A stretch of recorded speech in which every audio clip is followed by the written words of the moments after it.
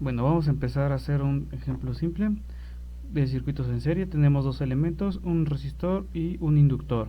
Entonces, vamos a obtener primero la impedancia total. Sabemos que es la impedancia por el resistor más la impedancia por el inductor. Bueno, esto es igual a la resistencia con un ángulo de fase 0 más la reactancia inductiva con un ángulo de fase de 90 grados. Sustituyéndolo por los valores que nosotros tenemos aquí, sería 3 ángulo 0 más 4 ohms ángulo de 90 grados. Entonces sabemos que la resistencia solamente tiene parte real, mientras que un inductor y un capacitor solamente tienen parte compleja. Por lo tanto, este sería un número imaginario, un número complejo, que sería 3 más 4J. Recuerden que son ohms. Ahora sí, si nosotros pasamos eso a la notación fasorial, perdón, la notación en esto que se parece a la fasorial, pues tenemos que sacar su módulo y el argumento. Entonces el módulo de esto son 5 ohms y tiene argumento de 53.13 grados. Bien, bueno, tenemos nuestra impedancia, y nos dan el voltaje. Entonces nosotros tendríamos que calcular también la corriente total que pasa o que transita en este circuito. Entonces, primero que nada, recuerden que el voltaje es un voltaje que va a ser el valor que nosotros tengamos, pero son valores RMS, por lo tanto es entre la raíz de 2 seno de WT. Vemos que la onda está en fase aquí, o que el voltaje, digamos, no tiene ángulo de desfase, y bueno, esto daría como resultado a, si hacemos esa división, nos quedaría 100 grados ángulo de 0. Perfecto. Ahora sí, tenemos voltaje, tenemos la impedancia total, entonces podemos encontrar la corriente total que a través de este circuito. La corriente sería igual a el voltaje, habíamos dicho, entre la resistencia, que bueno, es la ley de Ohm, o la fórmula de la ley de Ohm que nosotros conocemos, solo que en vez de resistencia pues tenemos impedancia, son 5 ohms y el ángulo de 53.13. Perfecto. Ahora sí, recuerden nuevamente, estos son números complejos, este 100 y este, pues bueno, de hecho sería este número complejo que tenemos acá. Entonces ya saben, esta es una división de dos números complejos. Pueden hacerlo por la forma rectangular o por la forma exponencial, como ustedes quieran. A fin de cuentas esto nos da como resultado un aproximado de 20 amperes. Recuérdenlo, esto ya son amperes, no son ni voltajes ni ohms.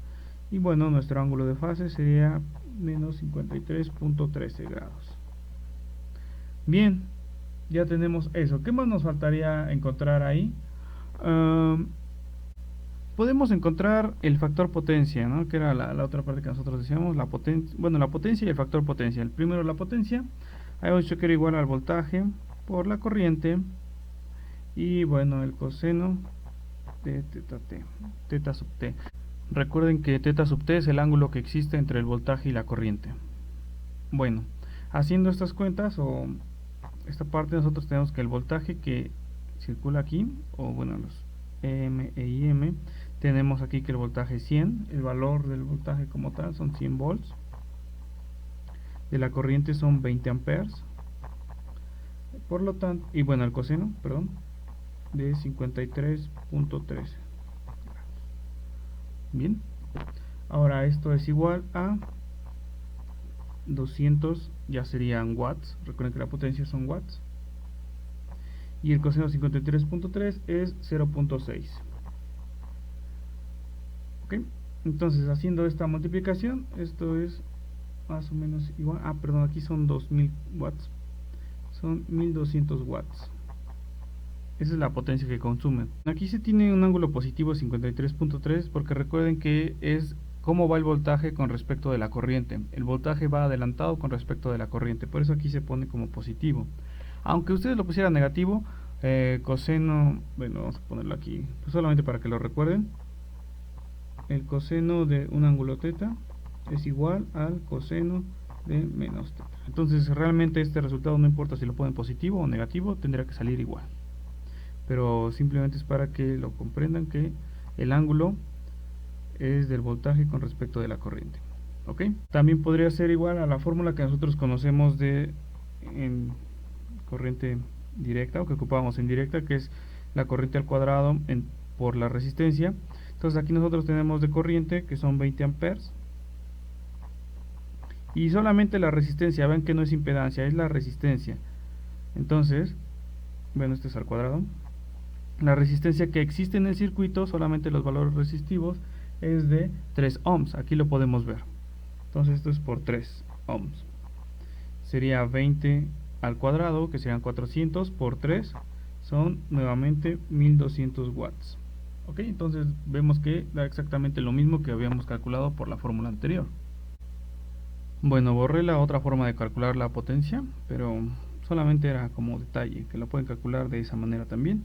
Entonces he colocado la definición o la fórmula para encontrar el factor potencia. El factor potencia, como dijimos que se encuentra, bueno, teníamos varias formas. Tenemos que puede ser la potencia entre el voltaje por la corriente. También puede ser como la resistencia entre la impedancia total, ¿no? Entonces, como quiera que nosotros lo escribamos, pues nos viene a dar el mismo resultado.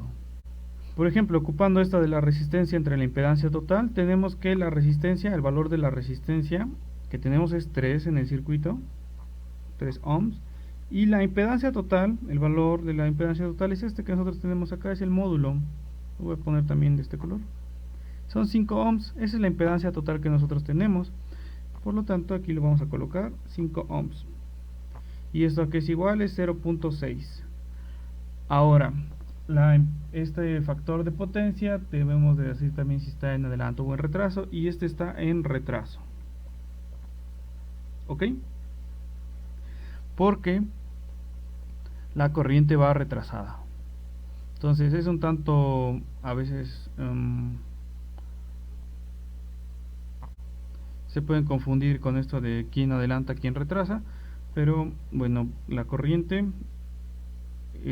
uno se fija en la corriente cómo está con respecto del voltaje cuando obtenemos esta parte del factor potencia, y cuando encontramos este ángulo nosotros nos fijamos en el voltaje cómo está con respecto de la corriente, solamente para que lo tengan en cuenta y no exista una gran confusión, ¿no?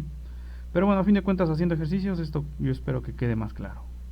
¿Qué más podríamos encontrar o qué más les podrían pedir en un circuito? Pues lo mismo que les pedían en corriente directa, un análisis de directa.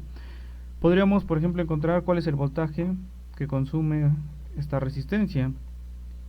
Entonces, sabemos que la corriente que pasa a través del circuito es la misma para todos los elementos, por lo tanto, el voltaje en la resistencia sería igual a el valor de la resistencia o la impedancia de la resistencia, vamos a poner la impedancia de la resistencia por la corriente que pasa en todo el circuito. Esto sería igual a, bueno, recuerden que todos los análisis que hacemos son con números complejos, por lo tanto es bueno utilizar, o se utiliza más bien dicho, como impedancias, la notación como si fueran fasores, aunque sabemos, ya habíamos dicho que solamente se parece a la notación, pero realmente no son fasores. Entonces esta es la parte de la impedancia de la resistencia, y lo tenemos que multiplicar por la corriente total de nuestra red, y la corriente total que pasa son lo que ya habíamos calculado anteriormente, que es esto, ¿no? Son 20 amperes, ángulo de menos 53.3. Bien, si hacemos esta parte, sabemos, o podríamos hacer cada una de sus representaciones en forma rectangular y hacer las multiplicaciones, en forma exponencial y hacer las multiplicaciones, pero a fin de cuentas esto nos daría un resultado de 36 de parte real menos 48 volts de parte compleja. Bueno, para hacer este ejemplo completo vamos a también sacar el voltaje que utiliza la inductancia. Sabemos que es la impedancia del inductor, vamos a ponerle L, por la corriente. Entonces nuevamente sabemos que la impedancia del inductor es 490, ángulo de 90, La corriente total ya la habíamos calculado, es la misma, que es menos 20 amperes con un ángulo de menos 53.13 grados. Si hacemos estas operaciones, que es una multiplicación entre números complejos, nos va a dar como resultado que esta parte sería igual a 64 volts de parte real más 48 volts de parte compleja. Ok, bueno, esto también lo podemos expresar en su notación o en la notación que nosotros estamos ocupando. Esto serían 60 volts, obviamente, y con un ángulo de fase de menos 53.13 grados. Esto lo mismo lo podemos expresar con esa misma notación y serían 80 volts. Ay, perdón, me faltaron los volts. 80 volts con un ángulo de fase de 36.87 grados. Y bueno, si ustedes hacen esta suma de estos dos, verán que les va a salir efectivamente este resultado, ¿no? O les tendría que salir ese resultado si suman esto. Y bueno, desde aquí lo vemos, ¿no? 64 más 36 son 100. Y estos 248 se eliminan en parte compleja, por lo tanto solamente son 100 de parte real, que es lo que nosotros tenemos aquí. ¿Qué más les podrían pedir? Pues sabemos que la corriente es la misma, el voltaje varía en cada elemento. ¿Qué más varía en cada elemento? La potencia varía en cada elemento. Voy a poner aquí arriba cómo podríamos calcular la potencia. Por ejemplo, si quisiéramos la potencia del resistor, pues de esta fórmula sabemos que es voltaje por la corriente, ¿no? Entonces, sabemos que la corriente es la misma, lo único que cambiaría es el voltaje, por lo tanto sería el voltaje en el resistor por la corriente total. Y bueno, el ángulo de fase o el ángulo de desfase, ese sí se tiene que colocar, que sería coseno de 0. Vean que aquí no es como tal no es θ sub t, sino es el coseno, es el desfase que provoca ese elemento. Y nosotros sabemos que una resistencia provoca un desfase de 0 grados. Si nosotros quisiéramos encontrar la potencia en el inductor, o la potencia que utiliza el inductor, sería pues similar. Necesitamos el voltaje en el inductor por la corriente total, que ya la tenemos, y el coseno, el ángulo que provoca un inductor, es de 90 grados. Y bueno, si hacemos estas cuentas, sabemos que el voltaje del resistor, ven que aquí nosotros vamos a utilizar estos valores, no digamos el módulo del número complejo. Bien, para esto nosotros utilizamos los módulos. Lo mismo que para la corriente, necesitamos esta parte, ¿no? Entonces esto sería, para el resistor sería 60 volts por 20 amperes. Y coseno de 0 sabemos que es 1, por lo tanto esto es igual a 1200 watts. ¿Okay? En el caso de del inductor, sabemos que el voltaje en el inductor son 80 volts. La corriente es la misma, que son 20 amperes. Aquí el punto es que, bueno, aquí faltó el coseno.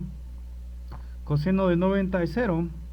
Entonces todo sería esto por 0. Y pues bueno, sabemos que esto es 0. Entonces recuerden que ya habíamos mencionado que teóricamente y de forma ideal, un inductor y un capacitor no disipan energía. Por lo tanto, pues no consumen potencia. Solamente la resistencia sí necesita potencia, sí disipa energía, consume energía. ¿Ok? Entonces, son todos los elementos que generalmente vamos a pedir o se van a pedir en los análisis de corriente alterna, al menos aquí en circuitos en serie. Recuérdenlo, podemos encontrar el voltaje total, corriente total, potencia total y nuestro factor potencia. También la impedancia total del circuito. También podríamos encontrar los valores particulares de cada elemento, como lo es el voltaje en algún elemento, ya sea resistor, inductor, que es este caso de circuito, o la potencia en cada elemento. Recuérdenlo nuevamente, todos estos análisis se hacen como tal con fasores, con números complejos. ¿Qué más podríamos hacer? Podríamos regresar esta corriente a dominio del tiempo. ¿Y cómo lo hacemos? Pues tenemos que multiplicar lo que nosotros tenemos aquí por raíz de 2, que lo he colocado aquí. Entonces aquí se ha colocado El valor de la corriente ya expresado en el dominio del tiempo, vemos que simplemente es el módulo por raíz de 2, seno de WT, menos 53.13 grados de desfase. Entonces así nosotros podríamos ya concluir con nuestro análisis.